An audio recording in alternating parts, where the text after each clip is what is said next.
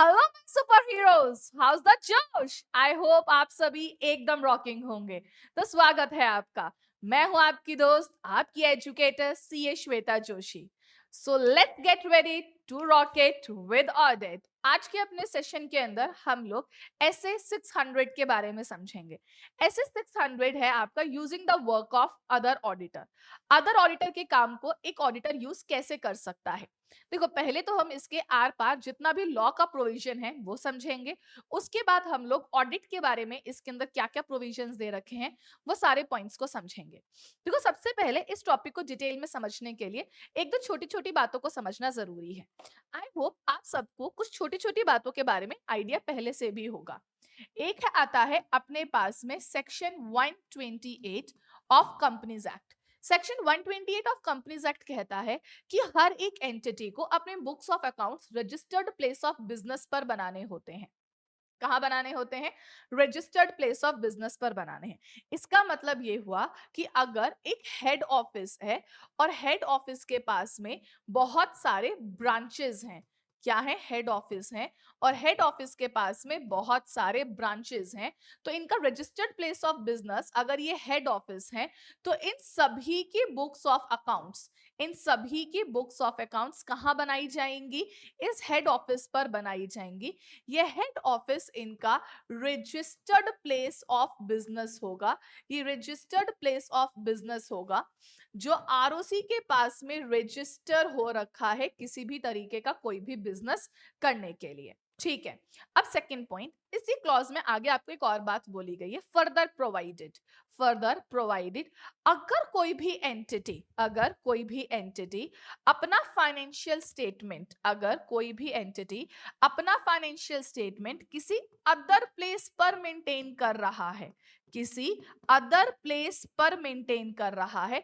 Other place का मतलब वो अदर देन रजिस्टर्ड प्लेस पर अगर मेंटेन कर रहा है तो वो मेंटेन कर सकता है, कोई प्रॉब्लम वाली बात नहीं है। You can maintain your financial statement at this other place, provided provided आप इस बात की इंफॉर्मेशन 7 डेज के अंदर अंदर आरओसी को प्रोवाइड करोगे।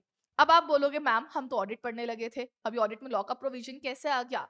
लॉ का प्रोविजन इसलिए आ गया क्योंकि हम जिस एसए के बारे में डिस्कशन करने जा रहे हैं वो एसए है आपका यहाँ पे using the work of other auditor.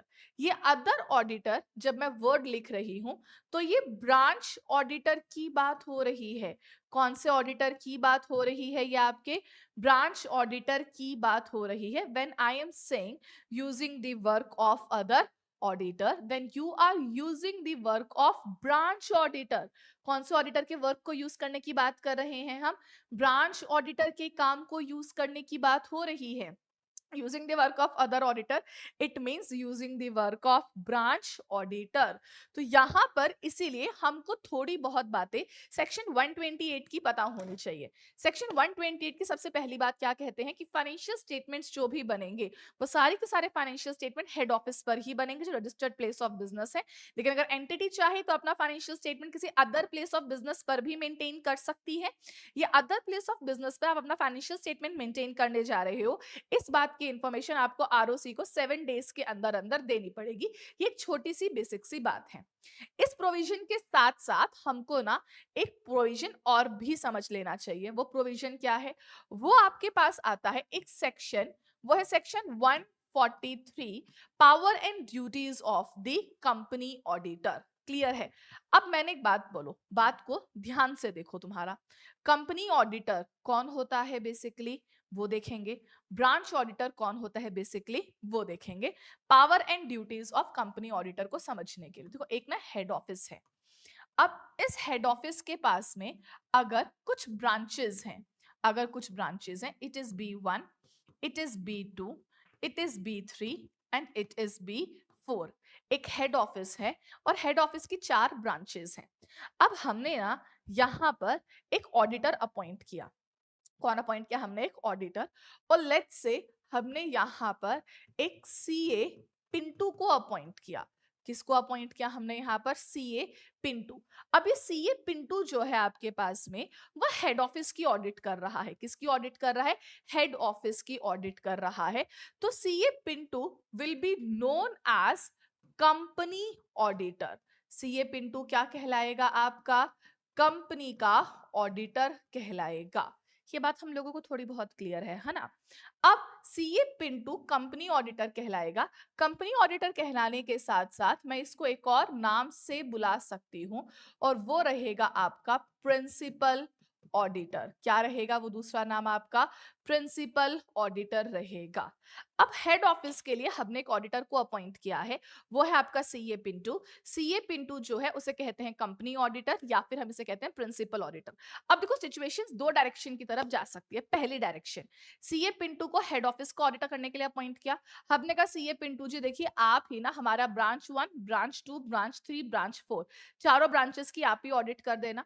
बाद में हम सबको पता है ब्रांच का फाइनेंशियल स्टेटमेंट कंसोलिडेट होता है, हेड ऑफिस में जाएगा, बाद में कंसोलिडेशन की ऑडिट भी आप ही कर देना। ऐसे केस के अंदर सीए पिंटू सिर्फ ऑडिटर कहलाएगा। क्या कहलाएगा? सिर्फ ऑडिटर, क्योंकि यहां पर ब्रांच का कोई भी सेपरेट ऑडिटर नहीं है। तो सीए पिंटू इस केस में सिर्फ और सिर्फ ऑडिटर कहलाएगा। बट क्योंकि मैंने सीए पिंटू को बोला है कि तुमको सिर्फ हेड ऑफिस की ऑडिट करनी है, किसकी ऑडिट करनी है तुमको? सिर्फ और सिर्फ हेड ऑफिस की ऑडिट करनी है, ब्रांचेस की ऑडिट तुम नहीं कर रहे हो, तो ऐसे केस में सीए पिंटू कहलाएगा कंपनी ऑडिटर या फिर प्रिंसिपल ऑडिटर। कंपनी ऑडिटर या प्रिंसिपल ऑडिटर वो ऑडिटर होता है जो सीएफएस की ऑडिट करता है, जिसके अंदर ब्रांचेस का फाइनेंशियल स्टेटमेंट लास्ट में जाके कंसोलिडेट होने वाला है, इंक्लूड होने वाला है। That person is known as company auditor. अब यहां पर सिमिलरली हम लोगों ने ब्रांचेस की ऑडिट करने के लिए, ब्रांचेस की ऑडिट करने के लिए दूसरा सीए अपॉइंट किया, वो है सीए चिंटू। और वहीं ब्रांचेस की ऑडिट करने के लिए हमने सीए चिंटू को अपॉइंट किया। तो सीए चिंटू जो यहां पर है वो अपने पास कहलाएगा ब्रांच ऑडिटर। क्या कहलाएगा वो? Branch auditor. इसी को हम ब्रांच के साथ साथ कंपोनेंट ऑडिटर भी बोल सकते हैं, या फिर हम इसको अदर ऑडिटर भी बोल सकते हैं। क्या भी बोल सकते हैं? कंपोनेंट ऑडिटर भी बोल सकते हैं, या फिर हम इसको अदर ऑडिटर भी बोल सकते हैं। तो हेड ऑफिस की जो पर्सन ऑडिट करने आया वो था चिंटू, सॉरी, हेड ऑफिस की जो ऑडिट करने आया वो था आपका पिंटू। पिंटू कहलाएगा कंपनी ऑडिटर या प्रिंसिपल ऑडिटर, और जो यहाँ पर ब्रांचेस की ऑडिट करने आया है वो है आपके पास सीए चिंटू, और चिंटू कहलाएगा ब्रांच, कंपोनेंट या फिर अदर ऑडिटर। अब जैसे मैंने एक प्रोविजन बोला था कि सेक्शन 128 कहता है कि हेड ऑफिसेस को, रजिस्टर्ड प्लेस ऑफ बिजनेस को सारे फाइनेंशियल स्टेटमेंट की अपना फाइनेंशियल स्टेटमेंट मेंटेन करना पड़ेगा। अब अगर यहाँ पर सारा का सारा फाइनेंशियल स्टेटमेंट एक जगह पर मेंटेन हो रहा है, वो एक जगह कौन सी है? बेसिकली हेड ऑफिस पर मेंटेन हो रहा है। तो पिंटू के लिए चीजें बहुत सिंपल है। पिंटू को हर एक फाइनेंशियल स्टेटमेंट का इजीली एक्सेस अवेलेबल हो सकता है। लेकिन for the sake of simplicity हम ये बोलते हैं, अगर ब्रांचेस फंक्शनल में है और वहां पे अच्छा खासा ऑपरेशन हो रहा है, तो ब्रांचेस के फाइनेंशियल स्टेटमेंट अलग से बना देने चाहिए। तो ऐसे केस के अंदर B1, B2, B3, B4 quite possible कि अपने खुद के फाइनेंशियल स्टेटमेंट मेंटेन कर रहे हो। अब यहाँ पर सीए पिंटू के पास में दो ऑप्शंस हैं, क्योंकि सीए पिंटू को कंसोलिडेशन तो चेक करना ही पड़ेगा।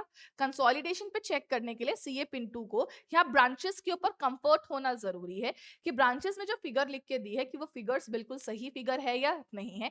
इसके लिए आपको ब्रांचेस के ऊपर कंफर्ट या कॉन्फिडेंस आना जरूरी है। अब यहाँ पर पिंटू के पास दो ऑप्शन रह गए, या तो पिंटू खुद से ब्रांचेस पर विजिट करेगा और ब्रांचेस के फाइनेंशियल स्टेटमेंट को खुद से चेक करेगा। हमने क्या बोला? या तो वो खुद से ब्रांचेस पर विजिट करेगा या फिर ब्रांचेस के फाइनेंशियल स्टेटमेंट को खुद से क्या करेगा? चेक करेगा। दूसरा पॉइंट यहाँ पर क्या आता है? दूसरा पॉइंट यहाँ पर ये आता है कि क्वाइट पॉसिबल ऐसा भी हो सकता है कि जहां पर आपने अदर ऑडिटर अपॉइंट किया है, और मोस्टली यही होता है, जहां पर आपने अदर ऑडिटर अपॉइंट किया है वहां पर प्रिंसिपल ऑडिटर को, कंपनी ऑडिटर को अदर ऑडिटर के काम पर रिलाई करना पड़ता है। इसका मतलब अगर चिंटू ने फाइनेंशियल स्टेटमेंट्स की ऑडिट करी है, तो उसने ऑडिट रिपोर्ट भी इशू करी है, तो पिंटू को उसके थ्रू बनाई गई फाइनेंशियल स्टेटमेंट्स के ऑडिट रिपोर्ट के ऊपर रिलाई करना पड़ेगा, उसके ओपिनियन पर रिलाई करेगा, और बाद में अपना ओपिनियन सीएफएस के ऊपर प्रोवाइड करेगा। क्लियर है? तो अब यहाँ पे एक पॉइंट आता है, क्या रिलाई आंखें बंद करके कर लोगे क्या? नहीं। कभी भी किसी पे आंखें बंद करके भरोसा तो कर ही नहीं सकते, because Pintu financial statement as a whole के लिए सोल रिस्पॉन्सिबल रहने वाला है।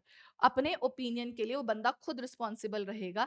वो जो भी ओपिनियन एक्सप्रेस करने वाला है उस ओपिनियन के लिए वो खुद रिस्पॉन्सिबल रहने वाला है। अब क्योंकि यहाँ पे पिंटू खुद रिस्पॉन्सिबल रहने वाला है अपने हर ओपिनियन के लिए, तो बहुत ही कदम फूक फूक के रखना पड़ेगा।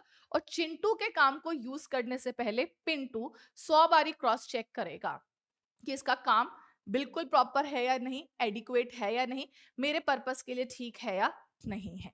तो ये तो थोड़ा सा कुछ बेसिक सा पॉइंट समझा। अब सेक्शन 143 पे जंप करते हैं वापस। सेक्शन 143 एक सिंपल सा पॉइंट कहता है कि जितनी भी पावर एंड ड्यूटीज एक कंपनी ऑडिटर के पास होती है, सेम वही पावर एंड ड्यूटीज एक ब्रांच के ऑडिटर के पास भी होती है।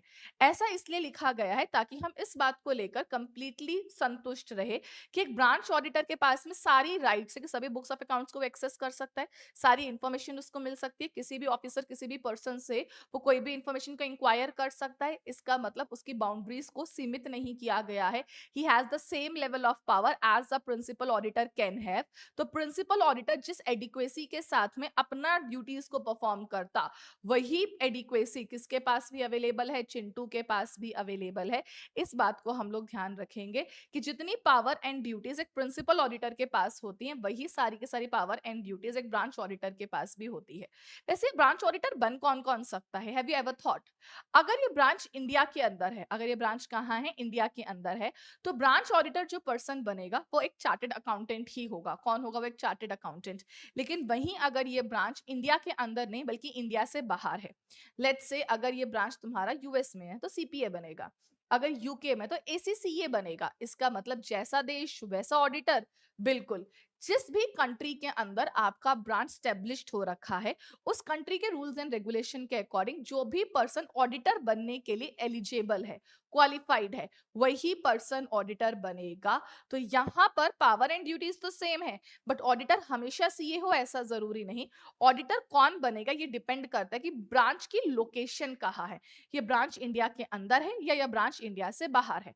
वैसे अगर ये ब्रांच आपकी इंडिया से बाहर रहती है, कहाँ रहती है ब्रांच? अगर इंडिया से बाहर रहती है तो ऐसे केस में बुक्स ऑफ अकाउंट्स कहाँ बनने चाहिए?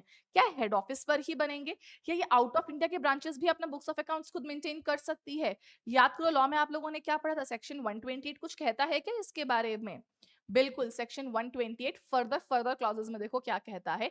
ये कहता है कि अगर कोई भी ब्रांच आपकी इंडिया से बाहर है, तो ऐसे केसेस में ब्रांचेस जो है अपना खुद का फाइनेंशियल स्टेटमेंट खुद मेंटेन कर सकती हैं। लेकिन इन ब्रांचेस को हर कुछ रेगुलर इंटरवल में, हर कुछ टाइम पीरियड में अपने फाइनेंशियल स्टेटमेंट की जो समरी है, वो समरी हेड ऑफिस को प्रोवाइड करनी पड़ेगी।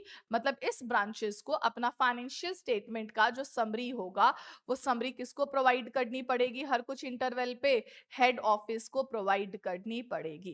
देखो अभी तक हम लोगों ने जो चीज समझी है ना, वो ऑडिट के पर्सपेक्टिव से खास कुछ नहीं समझा। हमने जो समझा भी लॉ के पर्सपेक्टिव से समझा, जहां दो सेक्शंस की बात हुई, सेक्शन 128 एंड सेक्शन 143। सेक्शन 128 कहता है हर एक एंटिटी को, हर एक कंपनी को अपना फाइनेंशियल स्टेटमेंट्स जो मेंटेन करना है वो रजिस्टर्ड प्लेस ऑफ बिजनेस पर ही मेंटेन करना है। हाउएवर वो चाहे तो अपने फाइनेंशियल स्टेटमेंट को अदर देन प्रिंसिपल बिजनेस या फिर अदर देन रजिस्टर्ड बिजनेस पर भी मेंटेन किया जा सकता है, लेकिन उसके लिए 7 दिन में आरओसी को इन्फॉर्मेशन देनी पड़ेगी। अगर आपके ब्रांचेस, आपके कंपोनेंट्स, आपके सेगमेंट्स इंडिया से बाहर है, तो ऐसे केस में आप वहां पर भी बुक्स ऑफ अकाउंट्स मेंटेन कर सकते हो, but you have to provide summary of accounts on regular interval to your HO में प्रोवाइड करवाना पड़ेगा। सेक्शन 143 आ जाता है। सिंपल से स्टेटमेंट कहता है जो भी power and duties company auditor की है, सेम वही पावर एंड ड्यूटीज किसकी भी होती है? ब्रांच ऑडिटर की भी होती है। Branch auditor have same power and duties as those of the company auditor. Clear है ये वाला पॉइंट हमारा? पक्का। अब देखो इन दो पॉइंट्स के बाद में हम लोग नेक्स्ट पॉइंट की तरफ चलते हैं कि वो नेक्स्ट पॉइंट क्या कहता है। इन दो पॉइंट्स को कंसीडर करने के बाद अब नेक्स्ट पॉइंट देखते हैं क्या है। नेक्स्ट पॉइंट बात आती है ऑडिट के पॉइंट ऑफ व्यू से। ऑडिट के पॉइंट ऑफ व्यू से हम लोग पहले देखते हैं प्रिंसिपल ऑडिटर की डेफिनेशन और ब्रांच ऑडिटर की डेफिनेशन। देखो प्रिंसिपल ऑडिटर कौन था? प्रिंसिपल ऑडिटर वो पर्सन है जो ऑडिट करने जा रहा है उन फाइनेंशियल स्टेटमेंट की जिन फाइनेंशियल स्टेटमेंट के अंदर ब्रांचेस के फाइनेंशियल स्टेटमेंट इंक्लूड किए जाएंगे। किसकी ऑडिट करने जा रहा है ये भाई? सीएफएस की ऑडिट करने जा रहा है। ये उन फाइनेंशियल स्टेटमेंट्स की ऑडिट करने जा रहा है जिन फाइनेंशियल स्टेटमेंट के अंदर ब्रांचेस के फाइनेंशियल स्टेटमेंट को इंक्लूड किए जाएंगे। फिर ये ब्रांच ऑडिटर कौन है? ब्रांच ऑडिटर उन फाइनेंशियल स्टेटमेंट्स की ऑडिट करने जा रहा है। Branch auditor will audit those financial statement which will be included in CFS, जो इंक्लूड होने वाले हैं। जो इंक्लूड होने वाले हैं उनकी ऑडिट जो पर्सन करने जा रहा है उसको हम बोलते हैं ब्रांच ऑडिट, और जो इंक्लूड करेगा अपने अंदर सीएफएस उसको बोलेंगे प्रिंसिपल ऑडिटर। तो जो सीएफएस की ऑडिट करेगा वो कहलाएगा प्रिंसिपल ऑडिटर, और जो सेगमेंट्स की ऑडिट करने वाला है वो कहलाएगा आपका ब्रांच ऑडिटर। इन दो वर्ड्स की डेफिनेशन क्लियर है? अब देखो बात को यहाँ पे ध्यान से समझते हैं। हमारा जो सीए पिंटू है, as we said, CA Pintu के पास दो पावर्स हैं। पहली पावर उसके पास में ये है, पहला ऑप्शन उसके पास में ये है कि सीए पिंटू चाहे तो खुद से विजिट करेगा ब्रांचेस पे, ब्रांचेस में विजिट करके प्रोसीजर्स परफॉर्म करेगा, आइटम्स को चेक करेगा, और चेक करने के बाद एक कंफर्ट लेवल लेकर आएगा कि ब्रांचेस के अंदर बिजनेस का लेवल सही तरीके से चल भी रहा है या नहीं। या सेकंड ऑप्शन उसके पास ये है कि वो रिलाई करेगा over the work of the other auditor. अब देखो रिलाई किया जा सकता है, लेकिन अगर पिंटू चिंटू के काम पे रिलाई कर लेता है ऐसे केस के अंदर, तो एक प्रॉब्लम है कि अगर पिंटू ने रिलाई किया और अपना एक ओपिनियन एक्सप्रेस किया, पर चिंटू के काम में नेग्लिजेंस निकला। क्या निकला चिंटू के काम में? नेग्लिजेंस निकला। तो क्या पिंटू का ओपिनियन भी गलत हो जाएगा? बिल्कुल होगा, क्योंकि मेरा ओपिनियन तो चिंटू के काम के ऊपर ही बेस्ड था ना, तो मेरा ओपिनियन भी यहाँ पर कंप्लीटली गलत हो सकता है। अब अगर मेरा ओपिनियन गलत होगा तो नफरा, एनएफआरए की नजरों में मैं भी गुनहगार हूँ। I am also guilty of conducting work with negligence. अगर मेरे ऊपर चार्ज ऑफ नेग्लिजेंस लगेगा तो नफरा का नोटिस तो मेरे पास भी आएगा, तो मेरे को भी प्रॉब्लम फेस करनी पड़ सकती है, क्योंकि थोड़ा बहुत तो मैं भी जिम्मेदार, मैंने अगले के काम को यूज किया है। तो जब भी एक पर्सन किसी दूसरे पर्सन के वर्क को यूज करने की बात करता है, उसको इस बात का अश्योरेंस ऑब्टेन कर लेना चाहिए, मतलब पिंटू को इस बात का अश्योरेंस ऑब्टेन कर लेना चाहिए कि चिंटू अपना काम तरीके से कर भी रहा है या नहीं कर रहा। अब क्योंकि एक पर्सन हेड ऑफिस पर बैठा हुआ है, तो जो पर्सन हेड ऑफिस पर बैठा है उसको पता है कि हेड ऑफिस के लेवल के लिए ब्रांचेस की कौन सी ट्रांजैक्शन इंपॉर्टेंट है, कौन सी ट्रांजैक्शन इंपॉर्टेंट नहीं है, कौन सा प्रोसीजर लगाना चाहिए, भैया कौन सा प्रोसीजर लगाकर मैं सेटिस्फाइड हो सकता हूँ, कौन से एविडेंसेस ऑब्टेन करके मुझको ठीक लगने वाला है, कौन से एरिया पे ज्यादा फोकस करना है, कौन से एरिया पे कम फोकस करना है। इन सब बातों को लेके प्रिंसिपल ऑडिटर मतलब हमारे पिंटू का अपना एक जजमेंट होगा। अब पिंटू चाहेगा कि अगर ऑडिट इस अप्रोच के साथ करी जाएगी तो मुझे थोड़ा बहुत भरोसा हो सकता है, तो इसीलिए पिंटू को चिंटू को through out the audit guide करना चाहिए कि ब्रांचेस की ऑडिट किस तरीके से वो कंडक्ट करे, ताकि बिना फाइनेंशियल स्टेटमेंट्स की ऑडिट करे भी पिंटू को इसके ऊपर कंफर्ट आ जाए कि हाँ भाई हम इस पे भरोसा करके अपना ओपिनियन एक्सप्रेस कर सकते हैं। Don't you think so? इस चीज को अंजाम देने के लिए पिंटू और चिंटू के बीच में काफी अच्छा फ्रेंडली रिलेशनशिप होना चाहिए, अदरवाइज भी ईगो बीच में आ सकता है कि तुम मुझे काम सिखाने वाले कौन होते हो, बिकॉज दोनों चार्टेड अकाउंटेंट है, तो ईगो क्लैश तो हो ही सकता है। तो Pintu and Chintu they both should have a rapport relationship. Rapport का मतलब होता है एक फ्रेंडली रिलेशनशिप होना जरूरी है, इनके बीच में अच्छी खासी दोस्ती या बातचीत होनी चाहिए, तभी तो एक सीए दूसरे सीए के इंस्ट्रक्शंस को फॉलो करेगा हमारे पास में। तो वर्क को यूज करने से पहले Pintu should perform audit procedures to ensure that the work of Chintu मतलब कंपोनेंट का जो ऑडिटर है उसका जो काम है वो एडिक्वेट है for the purpose of the Pintu मतलब प्रिंसिपल ऑडिटर के पर्पस के लिए चिंटू का काम मतलब कंपोनेंट ऑडिटर का काम जो है वो बिल्कुल प्रॉपर तरीके से क्या है, एडिक्वेट है, तभी जाकर पिंटू उस वर्क को यूज कर सकता है। अब इस बात का अश्योरेंस लेने के लिए, अब इस बात का अश्योरेंस ऑब्टेन करने के लिए कि ये वर्क जो है मेरे पर्पस के लिए एडिक्वेट है भी या मेरे पर्पस के लिए एडिक्वेट नहीं है, I want to get the assurance of this thing. तो ऐसे केस में पिंटू क्या क्या करेगा? देखो ऐसे केस में ना पिंटू हमारे पास यहाँ पे एडवाइज कर सकता है। ऐसे केस में पिंटू ना एडवाइज कर सकता है चिंटू को। इसका मतलब प्रिंसिपल ऑडिटर यहाँ पर एडवाइज कर सकता है अदर ऑडिटर को फ्यू फैक्टर्स के बारे में। अब वो फ्यू फैक्टर्स कौन कौन से आ जाते हैं? सबसे पहले देखो प्रिंसिपल ऑडिटर अदर ऑडिटर को ये समझाएगा कि भाई तुम्हारे काम काम का यूज क्या है। You have to make him understand कि तुमको लग रहा है कि तुम एक ब्रांच लेवल पर बैठे हुए हो और ब्रांच का शायद इतना सिग्निफिकेंट इम्पैक्ट होता भी ना हो फाइनेंशियल स्टेटमेंट में। तुमको लग रहा है भैया तुम एक ब्रांच लेवल पर बैठे हो कि इसका क्या इफेक्ट आने वाला है, but you have to understand importance of this कि बूंद बूंद से ही घड़ा बनता है। तो तुम्हारे ट्रांजेक्शन से ही, ब्रांचेस के ट्रांजेक्शन से कंसोलिडेटेड फाइनेंशियल स्टेटमेंट बनेगा। और हो सकता है किसी पर्टिकुलर ब्रांच लेवल पे कोई ट्रांजेक्शन इतना ज्यादा सिग्निफिकेंट हो रहा हो कि वो financial statement as a whole को इजीली अफेक्ट कर सकता है। तो इसके लिए इस चीज को देखना बहुत ज्यादा जरूरी है, इस बात को समझना बहुत ज्यादा जरूरी है कि तुम्हारा जो काम है, तुम्हारा जो ओपिनियन है वो पूरी तरीके से कंसोलिडेटेड फाइनेंशियल स्टेटमेंट को अफेक्ट करने वाला है। हेंस एचओ के ओपिनियन पर इफेक्ट आने वाला है, company as a whole, entity as a whole के फाइनेंशियल स्टेटमेंट पर इफेक्ट आने वाला है। सबसे पहले तो तुमको इसको समझाने कि भैया तुम्हारा काम ना बहुत जरूरी है।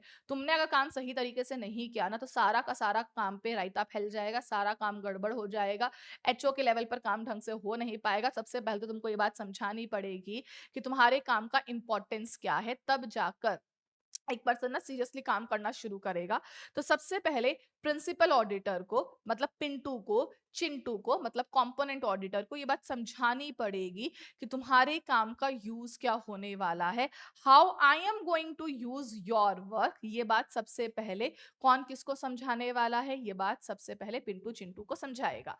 सेकेंड पॉइंट हम ना कोऑर्डिनेट करेंगे। हम क्या करेंगे? कोऑर्डिनेट करेंगे एट प्लानिंग फेज। कौन से फेज पर कोऑर्डिनेट करना है हमको? प्लानिंग के ना फेज पर कोऑर्डिनेट करना है। ये प्लानिंग फेज पे कोऑर्डिनेट करके क्या फायदा, मतलब अगर हमने प्लानिंग फेज पे कोऑर्डिनेट करना भी है तो क्यों करना है? अभी थोड़ी देर पहले हमने एक बात समझी थी कि ब्रांचेस के कौन से एरिया सीएफएस के लिए इंपॉर्टेंट है, ब्रांचेस के अंदर कौन से एरिया पे ज्यादा फोकस करना है, कौन से एरिया पे ज्यादा फोकस नहीं करना। अभी बेचारे कंपोनेंट वाले ऑडिटर को कैसे पता चलेगा? उसको पता होना चाहिए ना कि मेरे जजमेंट में क्या इंपॉर्टेंट और क्या इंपॉर्टेंट नहीं है। इस चीज के लिए मुझे कंपोनेंट ऑडिटर को through out the audit explain करते रहना पड़ेगा चीजों को। मुझे कंपोनेंट ऑडिटर को थ्रू आउट द ऑडिट बहुत सारे मैटर्स के बारे में इन्फॉर्म करते रहना पड़ेगा। अब वो बहुत सारे मैटर्स को ऐसा तो नहीं है कि मैं बीच ऑडिट में आके बोलूं अरे यार इस पे फोकस मत कर, दूसरे मैटर पे फोकस कर। अगले का तो प्लान बन चुका है ना। इसके लिए मुझे प्लानिंग फेज पर ही उसके साथ कोऑर्डिनेट करना पड़ेगा। प्लानिंग फेज पर ही कोऑर्डिनेट करके मुझे उसे समझाना पड़ेगा कि कौन कौन से एरियाज के ऊपर ज्यादा टाइम या ज्यादा एफर्ट्स को डिवोट करना है। मुझे उसे बताना पड़ेगा कि कहाँ ज्यादा एफर्ट्स लगाओ, कहाँ कम एफर्ट्स लगाओ, कौन सा एरिया इंपॉर्टेंट है, कौन सा एरिया इंपॉर्टेंट नहीं है। इस बात के बारे में मुझे एक्सप्लेन करना पड़ेगा ताकि मुझे घर पे बैठे बैठे कंफर्ट आ जाए ना, मुझे एचओ पे बैठे बैठे कंफर्ट आ जाए, मुझे ब्रांचेस को विजिट ही ना करना पड़े। पहला पॉइंट। सेकंड पॉइंट मैं उसको एक्सप्लेन करूंगी कि किस तरीके से आपको आइडेंटिफाई करना है इंटर ब्रांच ट्रांजैक्शंस को। आई होप आप लोगों ने ब्रांच के बारे में पढ़ा है, ब्रांच के अकाउंट्स के बारे में पढ़ा है। तो ब्रांच अकाउंट में ना एक ट्रांजैक्शंस आती है which is known as inter branch transactions. पढ़ा है ना आप लोगों ने? और इंटर ब्रांच ट्रांजैक्शन में अनरियलाइज्ड प्रॉफिट का कंपोनेंट होता है जिसका ट्रीटमेंट बहुत सही होना चाहिए। मतलब एक ब्रांच अगर दूसरे ब्रांच, मतलब एक हाथ से अगर दूसरे हाथ में कोई सामान दिया जा रहा है तो मैं प्रॉफिट मार्क तो नहीं कर सकती ना, क्योंकि मेरा सामान मेरे पास ही तो पड़ा है। लेकिन यहाँ पे सामान एक जगह से दूसरी जगह जा रहा है तो अनरियलाइज्ड प्रॉफिट अराइज होता है। आप लोगों ने आई थिंक ब्रांच में कुछ ऐसा पढ़ा हुआ है। वो अनरियलाइज्ड प्रॉफिट सही तरीके से रिकॉर्ड किया गया है या नहीं, और इंटर ब्रांच ट्रांजेक्शन्स का जो जर्नल एंट्री है, जो रिकॉर्डिंग है, वो सही तरीके से हो रहा है या नहीं हो रहा, इस बात को जरूर चेक कर लेना ब्रांच लेवल पर। ब्रांच लेवल पर आप ये चेक कर लोगे तो इसका इफेक्ट हम लोग कंसोलिडेशन में भी बाद में देख ही लेंगे। तो प्लानिंग फेज पर व्हाट आई विल टेल कि कौन कौन से एरियाज, बेसिकली कौन कौन से एरियाज में आपको ज्यादा फोकस करना है, किस तरीके से आप आइडेंटिफाई कर सकते हो इंटर ब्रांच ट्रांजैक्शन के बारे में, ये चीज भी मुझे एक्सप्लेन करना रहेगा। इसके साथ साथ मैं एक और चीज के बारे में एडवाइस करूंगी और वो बात है टाइम टेबल फॉर कंप्लीशन, कि कितने टाइम के अंदर अंदर आप मुझको ऑडिट खत्म करके देने वाले हो। टाइम पीरियड फॉर कंप्लीशन, देखो ये बहुत जरूरी है बिकॉज एचओ की ऑडिट करके ऑडिट रिपोर्ट बनाने में समय लगने वाला है। तो इसलिए अब जितना जल्दी ब्रांचेस ऑडिट करके दे देंगे, उतना जल्दी आगे सीएफएस का भी काम हो पाएगा। तो हम उसे समझाएँगे टाइम पीरियड के अंदर-अंदर काम कर देना। इट इज़ एडवाइस, ताकि कोई भी चीज़ में चेंजेस करने हो ना, तो चेंजेस ईज़िली हो सकते हैं। अब यू विल थिंक कि मैम हम क्या खाली उसको सारी समझा देंगे? बट जो मैंने समझाया है, क्या सच में उसने वैसे काम किया है या नहीं किया है, ये मुझे कैसे पता चलेगा? Because I can not have access to audit documentation. SA 230 audit documentation, if you remember, तुम कभी भी अपने ब्रांच ऑडिटर से उसका ऑडिट डॉक्यूमेंटेशन नहीं मांग सकते, ये देखने के लिए कि काम तरीके से हो भी रहा है या नहीं हो रहा। अब मुझे कैसे पता चलेगा यार इस केस के अंदर कि मैंने उसको इतना समझाया, इतना कुछ बताया कि काम ऐसे करना, ये करना, वो करना, तो काम सच में वैसे हो भी रहा है या नहीं हो रहा, इस बात पे मुझे कंफर्ट कैसे आएगा? कंफर्ट लेने के लिए हमने क्वेश्चनरी फ्रेम करेंगे, इसे चेकलिस्ट भी बोला जाता है। हम एक फ्रेम करेंगे जहां मैं उससे पूछूंगी कि किस किस तरीके से आपने काम को परफॉर्म किया, कौन कौन से प्रोसीजर्स आपने लिखे। मैं उससे डायरेक्टली चेकलिस्ट सेंड करूंगी, जिस चेकलिस्ट को वो टिक मार मार के मुझे बताएगा कौन सा प्रोसीजर लगाया, क्या प्रोसीजर लगाया, इन शॉर्ट उसने कैसे काम किया है, वो सब कुछ मैं ऑडिट डॉक्यूमेंटेशन की फॉर्म में नहीं ले रही हूँ, लेकिन अदर वेज में मैं उससे ऑब्टेन कर लूंगी। मैं क्वेश्चनरी भेजूंगी, चेकलिस्ट भेजूंगी, मैं उसको बोलूंगी तूने क्या प्रोसीजर लगाया, इस आइटम को कैसे चेक किया, ये बात मुझे लिखकर प्रोवाइड करवा दे, मैं उसे रिप्रेजेंटेशंस ले लूंगी। मैं अलग-अलग तरीके से उससे पूरी इंफॉर्मेशन ऑब्टेन कर सकती हूँ कि पर्टिकुलर आइटम को किस तरीके से चेक किया जा रहा है। तो सबसे पहला पॉइंट हमने क्या कहा कि principal auditor can use the work of other auditor, provided उसको इस बात का अश्योरेंस है कि अदर ऑडिटर का काम एडिक्वेट है for the purpose of the principal auditor. In this case हम लोग एडवाइस करेंगे प्रिंसिपल ऑडिटर, एडवाइस करेगा ब्रांच ऑडिटर को सबसे पहले कि उसके काम का यूज क्या है। सेकंड पॉइंट कोऑर्डिनेशन प्लानिंग के फेस पे होगा, जहां पे बताएगा कौन से एरियाज पे ज्यादा फोकस करना है, कौन से एरियाज पे कम फोकस करना है। फिर आपको क्या बताया जाएगा कि ब्रांच ट्रांजेक्शन को, इंटर ब्रांच ट्रांजेक्शन को आइडेंटिफाई कैसे करना, काउंटिंग ट्रीटमेंट कैसे चेक करना है, और तुम्हारे ऑडिट खत्म करने का टाइम टेबल क्या होना चाहिए। इसके साथ साथ one more thing which I have to advise him. देखो, एक सीए जब ऑडिट करने जाता है, तो सीए के ऊपर ना बहुत सारे रूल्स एंड रेगुलेशंस लगते हैं। अकाउंटिंग स्टैंडर्ड्स कुछ कहता है, स्टैंडर्ड्स ऑन ऑडिटिंग कुछ कहता है, इवन लॉ सेबी कुछ कह रहा है, आरबीआई का रूल्स कुछ कह रहा है। हर एक अलग अलग प्रोविजन में कुछ ना कुछ तो लिखा हुआ ही है। तो एक ऑडिटर जब ऑडिट करने जाता है, उसका काम क्वालिटी के अकॉर्डिंग तभी है जब वो अपने ऊपर अप्लाई होने वाले सारे स्टैंडर्ड्स, सारे रूल्स एंड रेगुलेशन को कंप्लाई कर रहा है। अगर ऐसा हो रहा है तभी काम क्वालिटी के अकॉर्डिंग है, अदरवाइज काम क्वालिटी के अकॉर्डिंग नहीं है। कुछ ऐसा पढ़ा था आप लोगों ने भी ऐसे 220 के अंदर, quality control of audit of financial statement पढ़ा था ना हम लोगों ने। तो वही वाली बात अब यहाँ पर भी है। मुझे इस बात को अश्योर करना है कि मैंने जो कहा वैसे काम हो रहा है। चेकलिस्ट भी भाई ने मेरे को प्रोवाइड करवा दी है, लेकिन क्या काम करते वक्त सच में क्वालिटी मेंटेन भी किया गया था या नहीं किया गया था? क्योंकि अगर काम करते वक्त क्वालिटी मेंटेन नहीं किया जा रहा था, तो ऐसे केस के अंदर मेरे को एक डाउट हो सकता है। ऐसे केस के अंदर मुझे ये डाउट हो सकता है कि जो मैंने कहा है वो किया तो है, बट तरीके से नहीं किया। अगर तरीके से नहीं किया तो सफिशिएंट एप्रोप्रिएट ऑडिट एविडेंसेस उसने ऑब्टेन नहीं किया होगा, और शायद काम एप्रोप्रिएट नहीं है तो वो मेरे पर्पस को फुलफिल भी ना कर पाए। इसलिए मैं उसको एडवाइस करूंगी कि आपको ना फॉलो करना है, आपको ना एडहेर करने हैं सारे के सारे स्टैंडर्ड्स जो आपके ऊपर अप्लाई हो रहे हैं। इसके साथ साथ जितने भी लॉज एंड रेगुलेशन आपके ऊपर अप्लाई हो रहे हैं, वो सब कुछ आपको फॉलो करना पड़ेगा। और दूसरी बात भाई, फॉलो करने से कुछ नहीं होगा। मुझे कैसे पता चलेगा तुमने फॉलो किया या नहीं किया? फॉलो करने के बाद में तुम मुझे एक रिप्रेजेंटेशन प्रोवाइड कर देना। एक ना पेपर पे तुम मुझे लिख कर दे दो कि फॉलो करने के बाद में आप मुझे लिख कर दे दो, ताकि मुझे कंफर्ट आ जाए कि सच में तुमने इन सभी चीजों को फॉलो किया है या फिर फॉलो नहीं किया है। Getting my point? हम लोग क्या समझा रहे थे? तो अभी तक में देखो, पूरी बात को हम लोग फिर से देखते हैं कि प्रिंसिपल ऑडिटर या तो खुद विजिट कर सकता है ब्रांच पे, या फिर वो अदर ऑडिटर के काम पे भरोसा कर सकता है। देखो, अगर सर्कमस्टेंसेस तुमको ऐसे लग रहे हैं कि अदर ऑडिटर के काम पे भरोसा कर सकते हैं, लेकिन स्टिल तुमको चीजें बहुत अलग लगी कि नहीं यार ब्रांच पे काम ढंग से नहीं हो रहा है, तो ऐसे केस में वो खुद जाकर विजिट भी कर सकता है। मतलब this power will still be there, चाहे ब्रांच ऑडिटर हो या ब्रांच ऑडिटर ना हो। लेकिन जहां ब्रांच ऑडिटर है, मोस्टली हम वहां पर रिलाई ही करते हैं ब्रांच ऑडिटर के काम के ऊपर। If branch auditor is there, तो principal auditor would usually rely over the work of the branch auditor. जब आप ब्रांच ऑडिटर के काम पे रिलाई करोगे, तो you have to perform certain audit procedures. जो ऑडिट प्रोसीजर्स आपको इस बात पे कंफर्ट प्रोवाइड करवाने वाले हैं कि ब्रांच के ऑडिटर पे भरोसा किया जा सकते हैं या नहीं किया जा सकता। इसके लिए सबसे पहले तुम एडवाइस करोगे use of his work, coordinate करोगे प्लानिंग स्टेज पे, कोऑर्डिनेशन में बताओगे कौन से एरिया पे फोकस करना है, इंपॉर्टेंट एरियाज को कैसे आइडेंटिफाई करना है, टाइम टेबल फॉर कंप्लीशन बताओगे, फिर बताओगे सारे स्टैंडर्ड्स को, सारे लॉ को फॉलो करना है, और अगर फॉलो कर रहे हो तो मुझे रिप्रेजेंटेशन में लिख के ये बात प्रोवाइड करवा दो। अब काम सच में तरीके से हो रहा है नहीं हो रहा, उसके लिए तुम क्वेश्चनरी भेज सकते हो, चेकलिस्ट भेज सकते हो, उनसे पूरा का पूरा प्रोसीजर लिखवा के मांग सकते हो कि तुम क्या प्रोसीजर परफॉर्म कर रहे हो। तुम डायरेक्टली ऑडिट डॉक्यूमेंटेशन नहीं मांग सकते, क्योंकि ऐसे 230 का यहाँ पे रिस्ट्रिक्शन आ जाता है कि ऑडिट डॉक्यूमेंटेशन को कभी भी एक ऑडिटर दूसरे ऑडिटर से ऑडिट डॉक्यूमेंटेशन प्रोवाइड करने के लिए ऑब्लिगेटरी नहीं है। अपने ऑडिट करना कॉन्सेप्ट बहुत छोटा सा था, इतना सही था, बाकी पूरी बड़ी बात किसकी भी लिखी है, साथ में लॉ की भी लिखी हुई है। I hope the concept is clear to you guys. किसी को अगर ये ड्रॉ करना है तो कर लीजिए।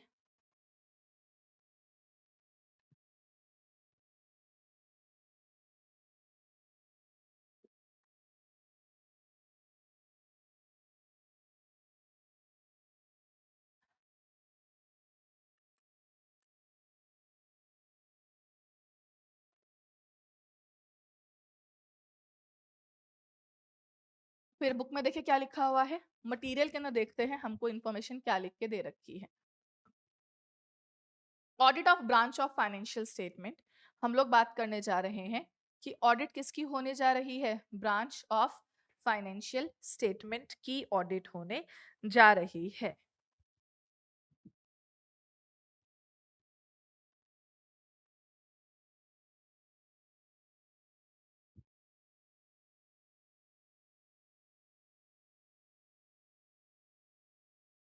ओके तो पॉइंट्स को ना बुक में कवर कर लेते हैं।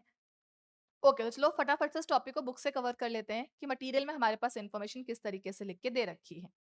देखो मटेरियल में हमें इंफॉर्मेशन क्या लिख के दे रखी है। सबसे पहला point, audit of branch of financial statement. इसके अंदर सबसे पहला हमें सेक्शन 128 के बारे में बता रखा है, as we have discussed.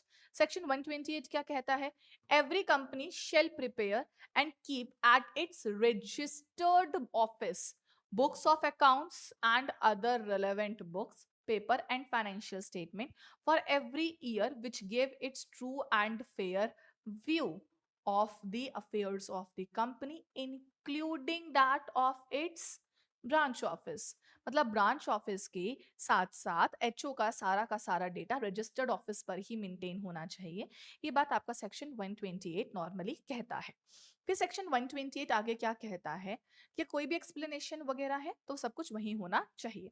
It may be noted that all or any of the books of accounts aforesaid and other relevant information may be kept at such other place। such other place से इनका मतलब है यहाँ पर branch पर भी maintain करी जा सकती है in India as the board of directors में विश। लेकिन ऐसी चीज को 7 दिन के अंदर अंदर within the 7 days such decision need to be inform to registrar. एक नोटिस के थ्रू आप रजिस्ट्रार को ये इंफॉर्मेशन बताओगे कि हमने हमारा डेटा जो है अपने पास ना रखते हुए बल्कि ब्रांच पे रखना शुरू कर दिया है। अगला पॉइंट क्या है, स्टूडेंट में ऑल्सो नोट दैट कंपनी में keep such books of accounts and other, मतलब इलेक्ट्रॉनिक फॉर्म में भी रख सकते हो, ये इलेक्ट्रॉनिक फॉर्म के अलावा किसी और फॉर्म के अंदर भी रखा जा सकता है। तो एक नॉर्मल मिसलेनियस सा पॉइंट लिख के दे रखा था।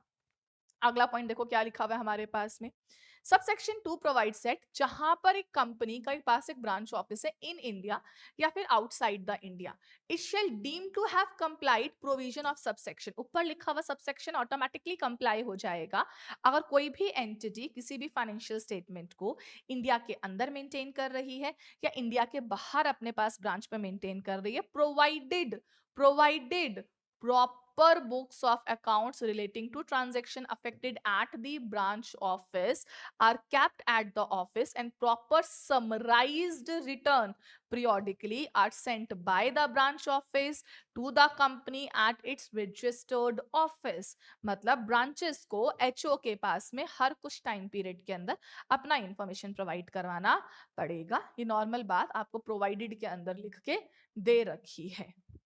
अब देखो प्रोवाइडेड के बाद हमारे पास इंफॉर्मेशन क्या है। फर्दर सबसेक्शन 8 हमें क्या कहता है। Further subsection 8 section 143 of companies act prescribes that power and duties of the principal auditor with reference to the audit of financial statement of branch and the branch auditor. इसके बारे में बात करता है, जहां पर हमको क्या लिख के दिया है, जहां हमको ये बात समझाई गई है कि कंपनी का has a branch office, then accountant, then the accounts of the office shall be audited. जो अकाउंट्स हैं या तो ऑडिट कौन करेगा, by the auditor appointed for the company, जिसको हम क्या बोलते हैं, company auditor.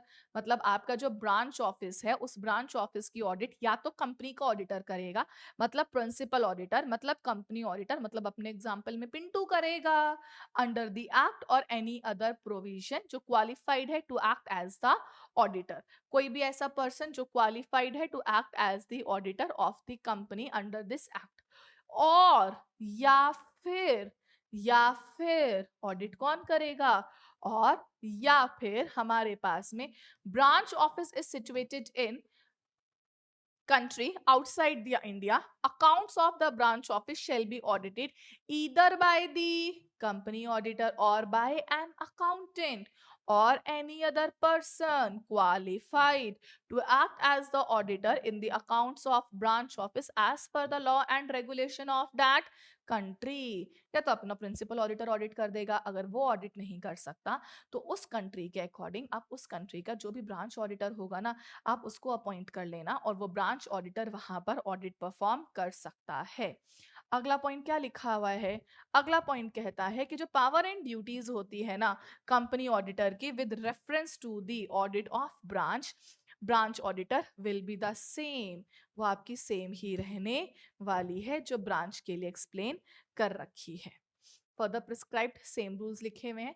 For better understanding दो वर्ड्स का मतलब समझ लेते हैं। प्रिंसिपल ऑडिटर कौन होता है और ब्रांच ऑडिटर कौन होता है। Principal auditor means auditor with responsibility for reporting on financial information of the entity when financial information includes financial information of one or more component. In short CFS की audit, आप एक ऐसे financial statement की audit करने जा रहे हैं जिस फाइनेंशियल स्टेटमेंट के अंदर आपका ब्रांचेस या कंपोनेंट का फाइनेंशियल स्टेटमेंट इंक्लूड होने वाला है। अदर ऑडिटर मतलब अदर देन प्रिंसिपल ऑडिटर, जिसके पास रिस्पॉन्सिबिलिटी है for reporting on the financial information of the component which is included in the financial statement audited by the principal auditor.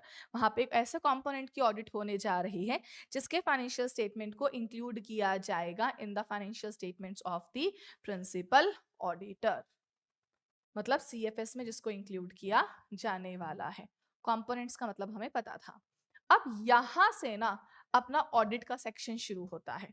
Audit का section जो शुरू हो रहा है वो सेक्शन अपने को यहां से शुरू होता हुआ लिखा हुआ है। देखो सेक्शन में क्या लिखा है, using the work of another auditor when the accountant of a branch is audited bye a person other than company auditor, जिसको मैं क्या भी बोलती हूँ, प्रिंसिपल ऑडिटर।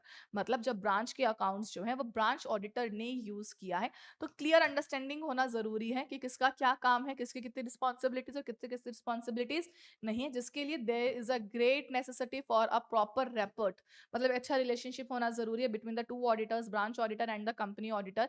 इन दोनों के बीच में अच्छा रिलेशनशिप होना जरूरी है। काम को कैसा यूज किया जाएगा कैसे नहीं, इसके लिए आईसीएआई ने अपने पास क्या लिख के दे रखा है, SA 600 using the work of another auditor. देखा जाए तो आपको यूजुअली यहां से याद करना शुरू करना है ऑडिट के पेपर के पर्पस के लिए।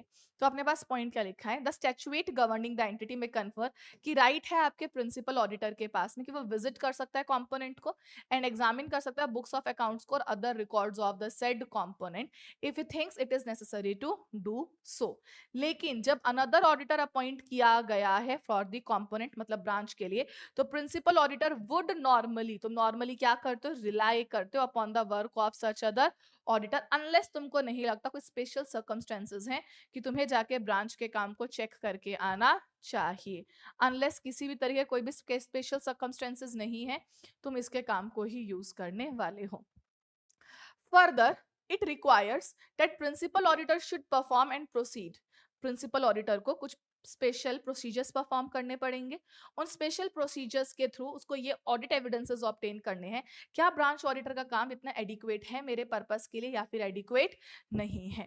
यहाँ पर फिर परफॉर्म करेगा procedures to obtain sufficient appropriate audit evidences that the work of the other auditor is adequate for the principal auditor's purpose. और इस कंटेस्ट को परफॉर्म करते वक्त principal auditor should ordinarily perform the following procedure. हमने क्या कहा था कि प्रिंसिपल ऑडिटर पहले इस बात को वेरीफाई करेगा क्या काम को यूज करना एडिक्वेट मेरे पर्पस के लिए है भी या एडिक्वेट नहीं है। क्लियर। अब आ जाते हैं आगे क्या लिखा हुआ है। देखो क्या लिखा हुआ है पॉइंट हमारे पास में। सबसे पहला पॉइंट हम क्या करेंगे, एडवाइस करेंगे अदर ऑडिटर को यूज। सबसे पहले क्या देखेंगे, use of work which is you are going to made, use that is to be made by other auditor and report and make sufficient arrangement. फिर सेकंड पॉइंट हम क्या करेंगे, sufficient arrangement for the coordination efforts at the planning stage, जहां पे principal auditor inform करेगा other auditors को वो matter जो रिक्वायर करते हैं स्पेशल सर्कमस्टेंसेस, और कैसे आप आइडेंटिफिकेशन कर सकते हो इंटर कॉम्पोनेंट ट्रांजेक्शन के बारे में। थर्ड पॉइंट मैं किस चीज के बारे में बताने वाली हूँ, time table for the completion of audit, कि किस तरीके से ऑडिट को खत्म किया जा सकता है, इसके टाइम टेबल के बारे में हम बात करेंगे। अगला पॉइंट क्या है, एडवाइस करना है अदर ऑडिटर को of the significant accounting auditing and reporting requirements के बारे में, significant auditing accounting and reporting requirements के बारे में, एंड ऑब्टेन करना है representation as compliance with them. आपको एक रिप्रेजेंटेशन रिटर्न में मांगने, कंप्लाई किया था या नहीं किया था। अब आपको कैसे कंफर्ट आएगा कि जो तुमने बोला है काम वैसे किया है नहीं, इसके लिए प्रिंसिपल ऑडिटर डिस्कस करेगा अदर ऑडिटर के साथ में ऑडिट प्रोसीजर्स को, अप्लाइड कि तुमने क्या क्या प्रोसीजर लगाया है तुम उससे पूछ सकते हो, साथ में रिव्यू कर सकते हो return summary of the other auditor procedures finding in the form of completed questionnaire और अ चेकलिस्ट। इस फॉर्म में मैं अदर ऑडिटर से पूछ भी सकती हूँ। आई hope the question is pretty clear. Topic clear है। केसों में क्या लिखा हुआ है, अब क्वेश्चन किस तरीके से आता है। अगर मैं क्वेश्चन के अंदर देखने चलूं कि क्वेश्चन हमारे पास में किस तरीके से आता है, तो हमारे पास अभी रिसेंटली एक अटेम्प्ट के अंदर ना क्वेश्चन आया भी है। उस क्वेश्चन को रीड करके आपको थोड़ा आइडिया लगेगा कि इस लेवल पर क्वेश्चन मुझसे कैसे पूछा जा सकता है। हमारे पास अभी मई 2024 के अंदर एक क्वेश्चन पेपर में आया भी था।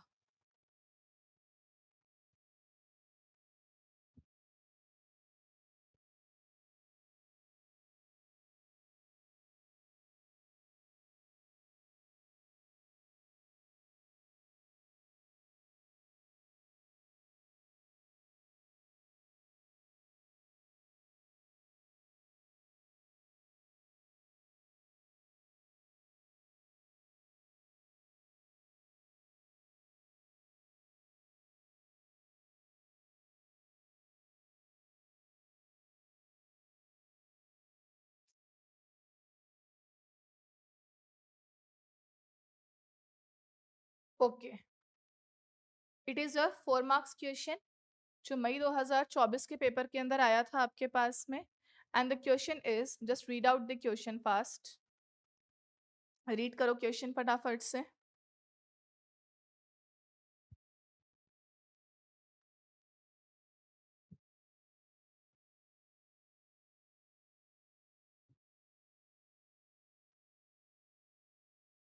रीड हुआ। एल प्रिंसिपल ऑडिटर है ओपी लिमिटेड का, बहुत सारे डिविजन्स हैं। State the procedure mister L should perform to obtain sufficient appropriate audit evidences, कि अदर ऑडिटर काम एडिक्वेट उसके पर्पस के लिए है भी या नहीं है।